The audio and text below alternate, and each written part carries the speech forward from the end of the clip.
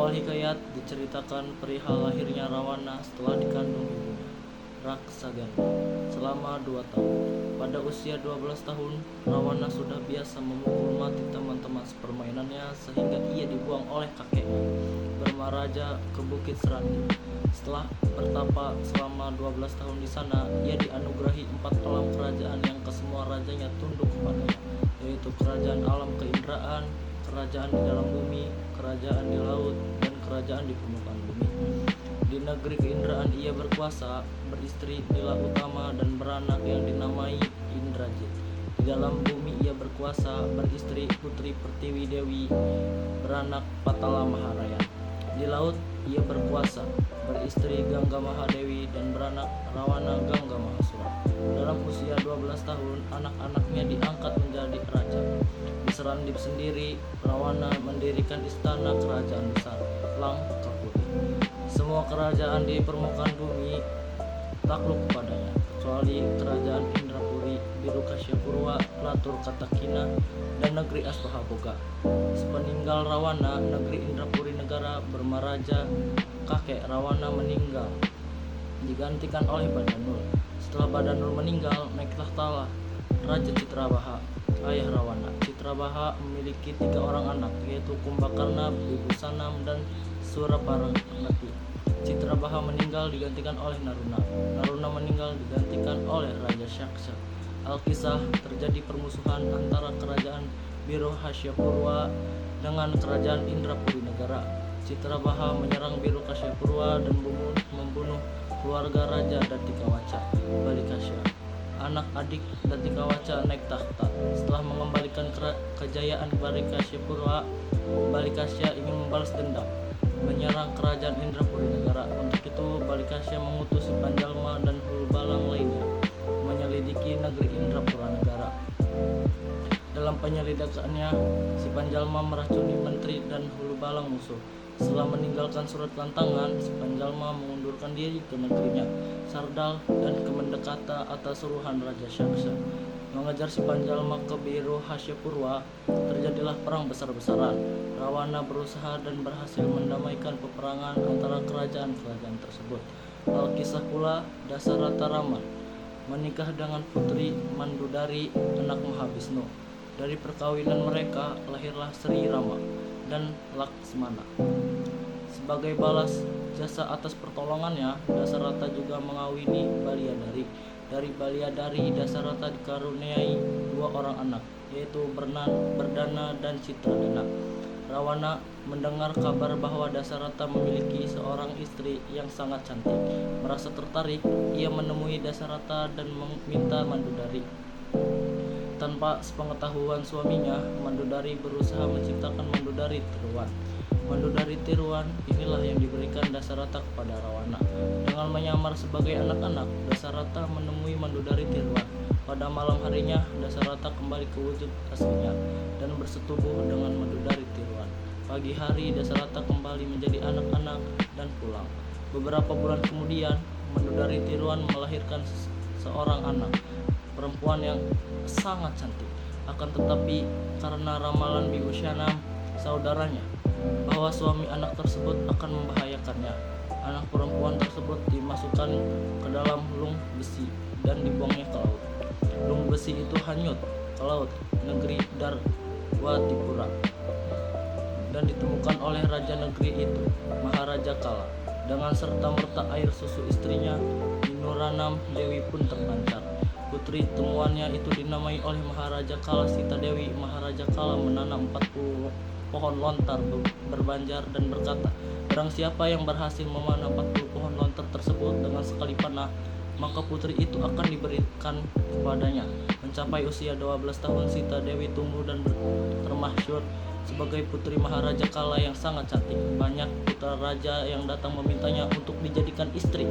Maka Maharaja Kala mengumumkan bahwa siap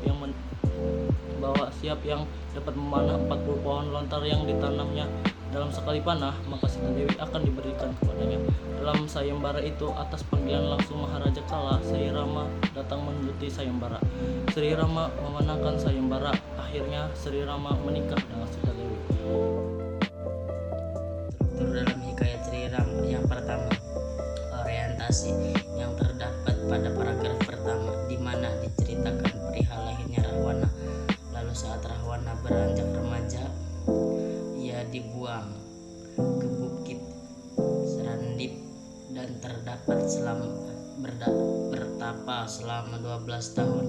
Ia dianugerahi 4 alam kerajaan. Yang kedua, urutan peristiwa yang terdapat pada paragraf 2 dan 3, di mana menceritakan tempat alam kejadian Rahwana dan yang angkatnya anak-anak Rahwana menjadi raja, lalu menceritakan keadaan kerajaan Indrapuri karena Rahwana, dan cerita berlanjut dengan terjadinya permusuhan antara kerajaan Wirusahwanarupa dan kerajaan Indrapurigara. Yang ketiga, komplikasi yang terdapat pada paragraf 4, di mana cerita berlanjut saat melakukan penyelidikan. Si Panjalama meracuni material dan musuh, lalu saudara mengejar si Panjalama atas surahan Raja Syaksha, dan terjadi perang besar di Biruhasyarupawa, dan di sini Rahwana berhasil mendamaikan peperangan. Yang keempat, resolusi yang terdapat pada 5 paragraf dan 6, yang menceritakan lahirnya Sri Rama dan Laksana dari putri Mandurari, lalu mempunyai 2 anak dari anak Balidari, dan cerita berlanjut di mana Rahwana meminta Mandudari kepada Dasarta dan diberinya Mandudari tiruan kepada Rahwana.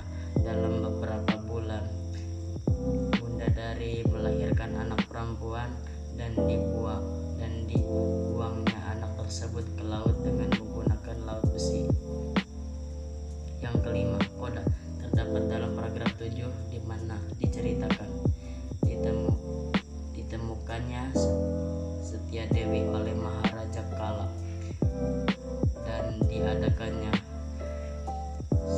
sayembara untuk menikahi Sita Dewi dan Unsur intrinsik dalam hikayat Sri Rama yang pertama adalah bertema kerajaan dan memiliki alur maju karena disusun secara berurutan, dimulai dengan lahirnya Rahwana, lalu berlanjut pula dengan kelahirannya Sri Rama dan ditemukannya Sita Dewi oleh Maharaja Kala di laut, dan berhasilnya Sri Rama dalam mengikuti sayembara dan menikahi Sita Dewi. Lalu memiliki latar yang pertama adalah lokasi yang digunakan dalam hikayat Sri Rama adalah Bukit Serandip, tempat bertapa Rahwana, 4 alam kerajaan Rahwana, kerajaan Biruhasyapurwa, dan kerajaan Indrapuri Negara, tempat terjadinya perang, laut negeri Darwatipura, tempat Maharaja Kala menemukan Sita Dewi.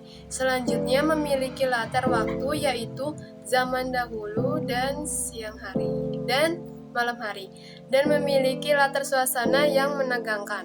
Tokoh utamanya adalah Rahwana, Sri Rama, dan Sita Dewi. Tokoh sampingannya adalah Raksagandhi, Indrajit, Putra Pratiwidewi, Patala Maharayan Gangga Mahadewi, Rawana Gangga, Badanul, Kakek Rawana, Citrabaha, Ayah Rawana, Kumbakarna, Bimsanam, Surapanjaki, Naruna, Raja Syaksha, Dasaratarama, Putri Mandudari, anak Mahadisna, Badana, Citradana, Maharaja Kala, Nimuram Dewi. Penokohan.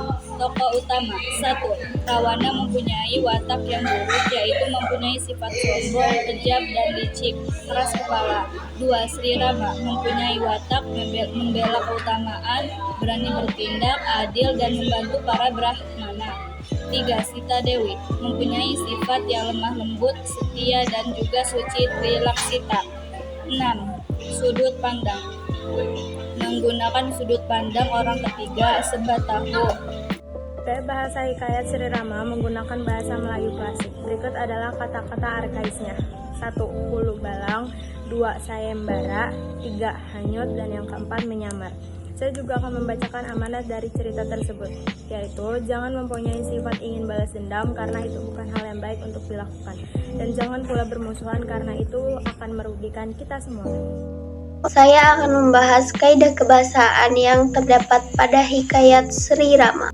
Bahasa yang digunakan menggunakan kata arkais seperti alkisah, keindahan, beranak, lubulang, mengawini. Majas yang digunakan seperti 1. Otomasia atau ciri yang menonjol, memukul, mati, berkuasa. 2. Hiperbola atau kata yang berlebihan. Semua kerajaan di permukaan bumi, alam dunia takluk kepadanya. 3. Hidup personifikasi, benda mati atau hidup yang memiliki sifat hidup seperti manusia. 3. Lung besi itu hanyut ke laut negeri Darwati Pura. Terdapat konjungsi waktu seperti setelah dan kemudian.